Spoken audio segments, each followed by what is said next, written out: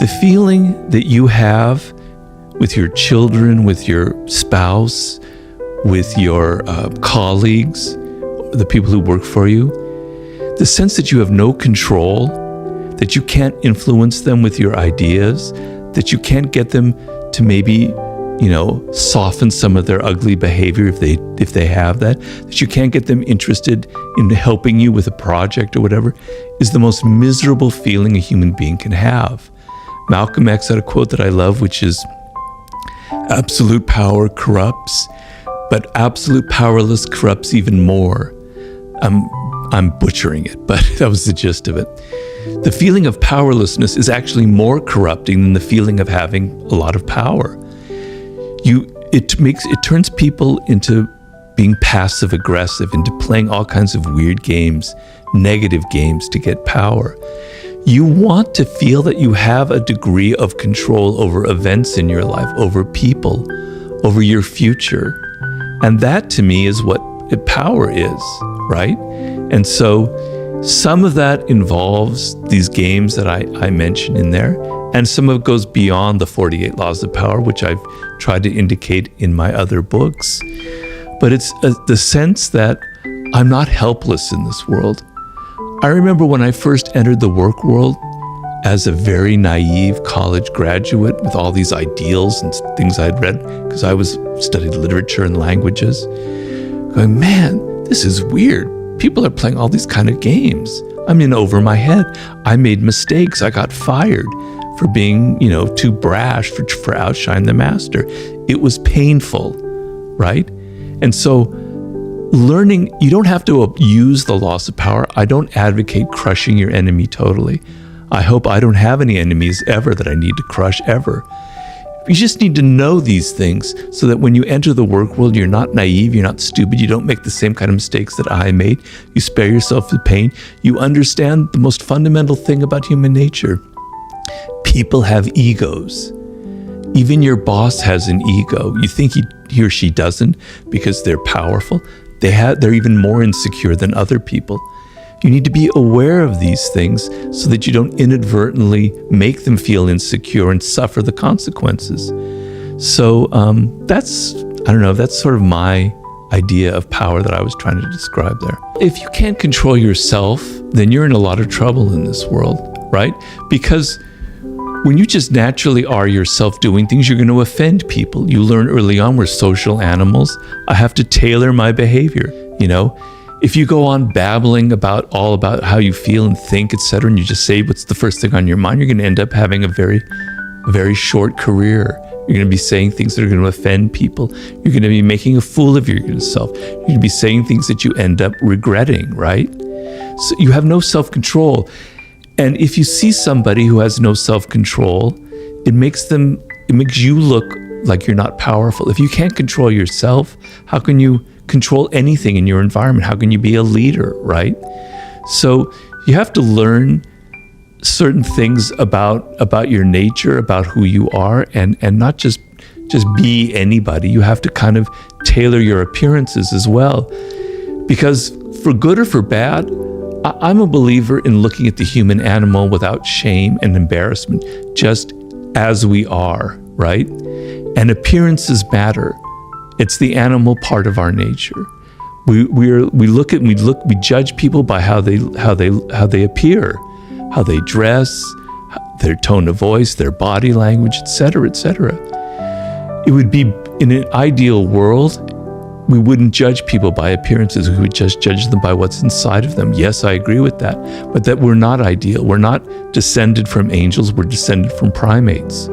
So you have to understand that appearances matter. And this is part of the game. And so you have to control your appearances a little bit. You have to tailor it. You have to be a bit of actor in this world, on and on and on. A lot of power is thinking ahead, 2 or 3 moves ahead. And in order to think several moves in advance, you know what your intentions are. You know where you're going to go in 6 months, right?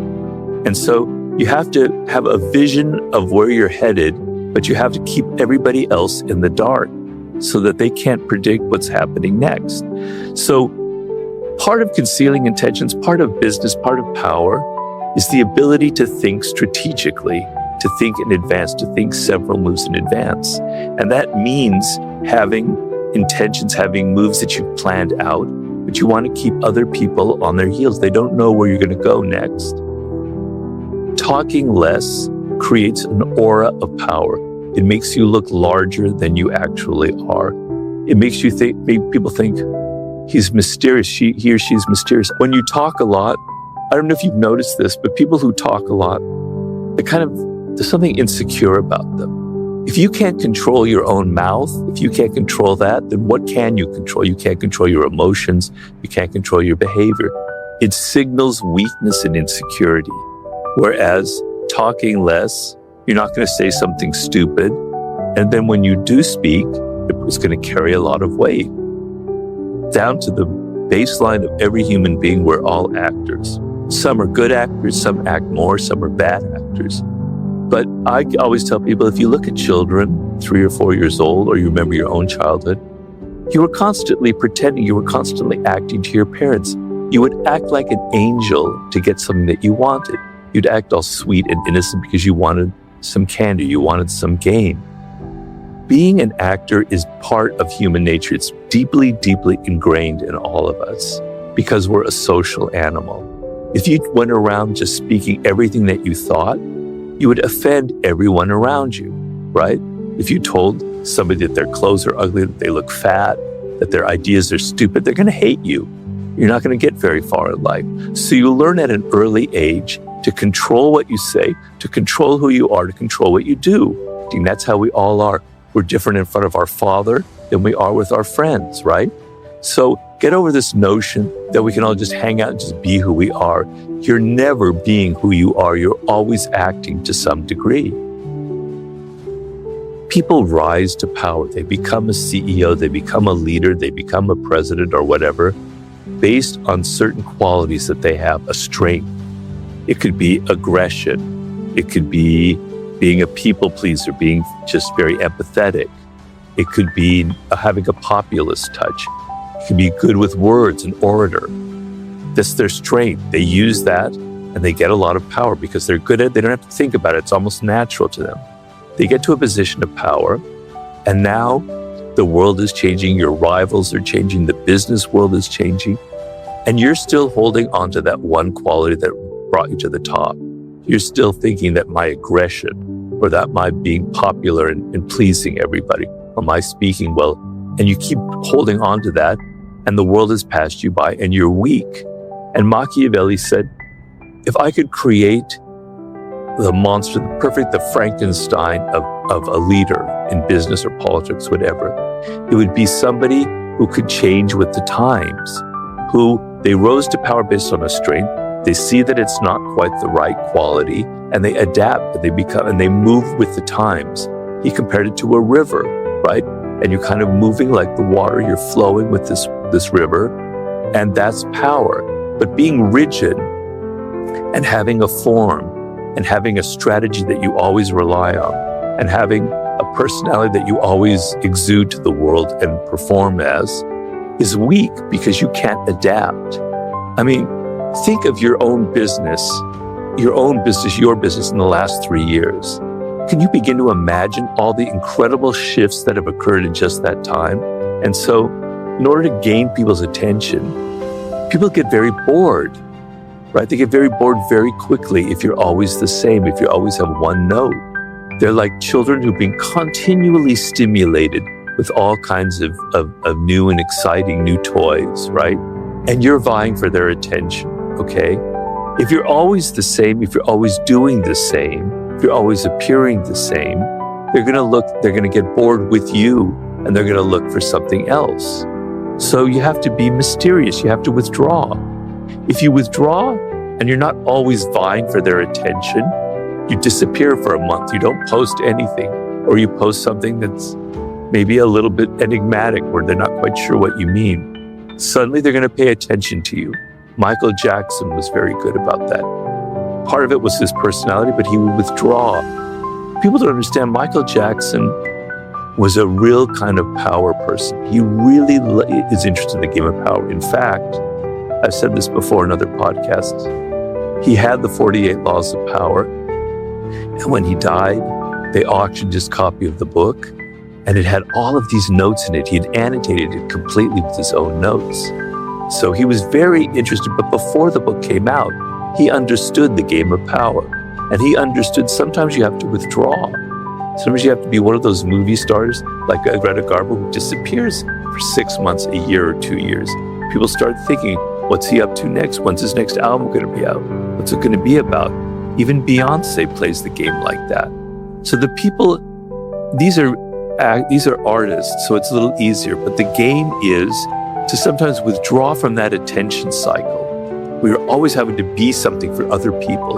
Let's take a step back and let them start wondering what happened to you. Disappear for a while. You have to know the game of absence and presence. Sometimes you have to be absent and sometimes you have to be present.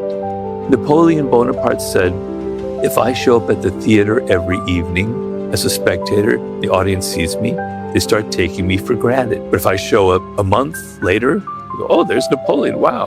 Then I show up the next week, oh, he's coming off. And then I show up in 6 months. They don't know when I'm going to show up next, so they're always having to think about him. So that's sort of the game a little bit, knowing how to, this dynamic between absence and presence. It's counterintuitive to think that somebody who's super dramatic is actually masking, they're creating the drama that is surrounding them. We don't think that way, and I'm trying to show that you have to be a little bit wary about people. You can't just take them at face value.